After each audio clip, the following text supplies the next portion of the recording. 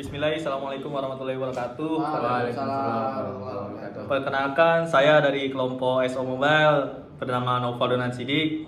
Dan ini sebelah saya bernama Saya Iqmal Faruqi. yang ini Sabitri Maulana. dan ini. M. Agil Suhail. Di sini kami akan menjelaskan sebuah aplikasi sederhana untuk kamera. Jadi saya akan menjelaskan tentang entry point yang utama, yaitu mainActivity.kt. MainActivity.kt terdapat komponen activity yang mendefinisikan kelas MainActivity yang mewarisi komponen activity. Ini adalah kelas dasar yang diperlukan untuk menggunakan Jetpack Compose. Kemudian ada override function create. On create ini adalah fungsi pertama yang dijalankan saat aplikasi dibuka. Kemudian ada set content. Ini adalah fungsi inti.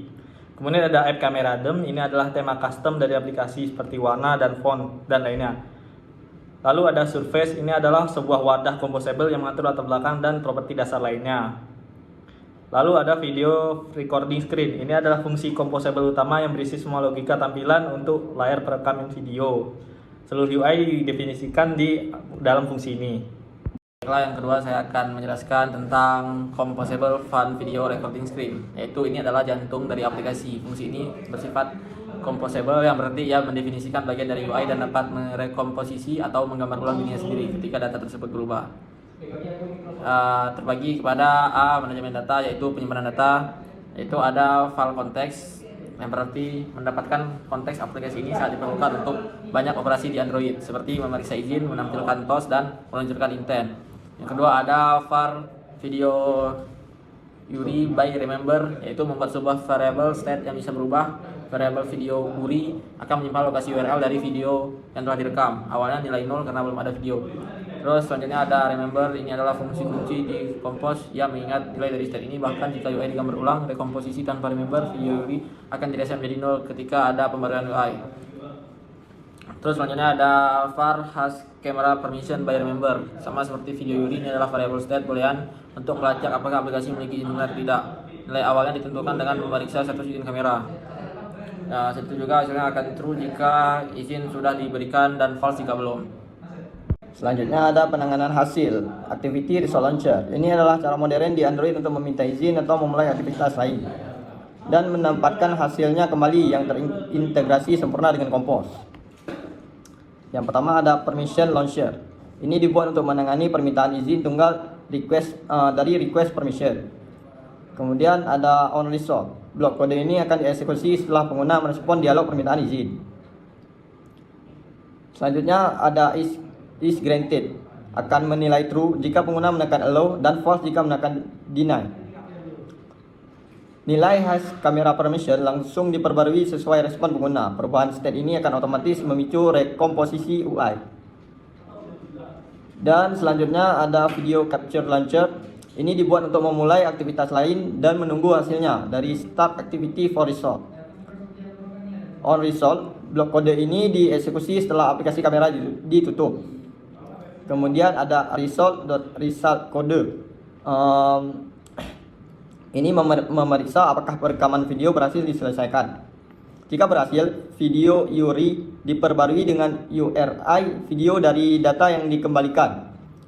Result data dan data ini juga akan memicu rekomposisi.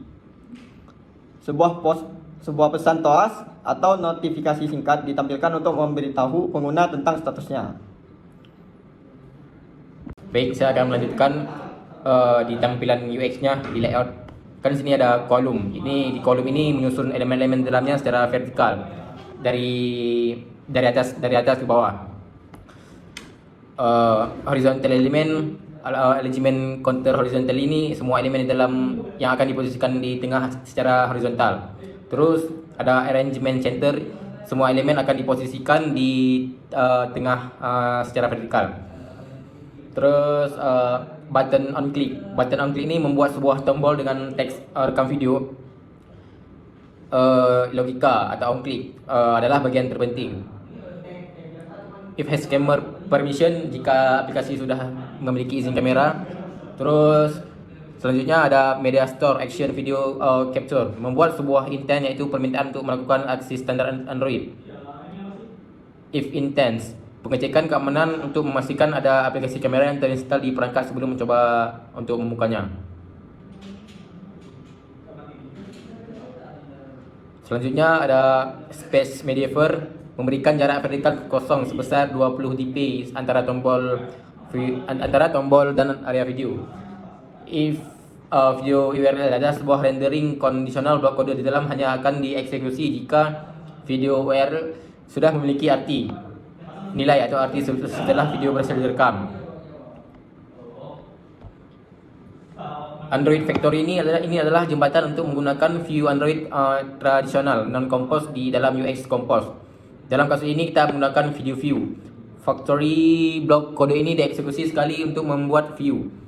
Video view apply membuat instance dari video view.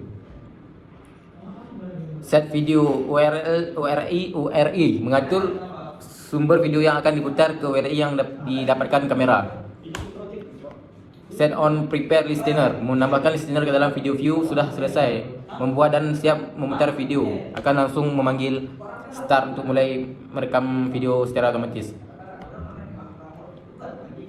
Sekian. Baik, cukup sekian dari kelompok kami. Kurang lebihnya mohon maaf. Wabillahi taufiq wal hidayah. Wassalamualaikum warahmatullahi wabarakatuh. Waalaikumsalam.